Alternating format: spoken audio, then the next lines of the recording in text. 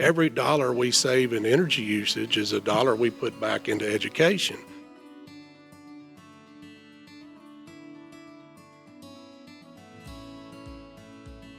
When I start looking at other building systems, to get that kind of performance, I have to start adding not just insulation, but thermal mass. Thermal mass is a big component, and there's just not another system out there that can do it as efficiently.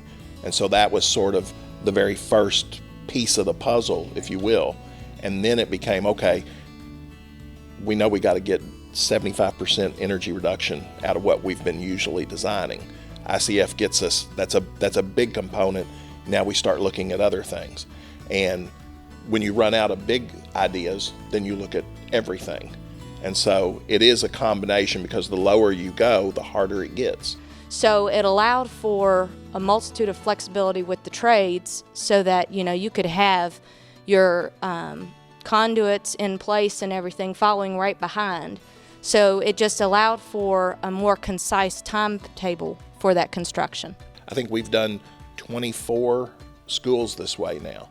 And so, you know, we can let people know, and we can show the data that you can design a school this way, or any building this way for that matter, and you can do it without adding cost, and you can do it to save a heck of a lot of money.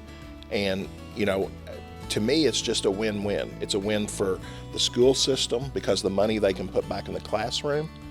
It's a win for the environment, because we're saving energy. You know, we're operating our buildings on much less, and you know, we're doing it in a way that it benefits the students, the community, everyone. Thanks for watching. What did you think of the video? Leave a comment down below with your thoughts, and don't forget to give us a like.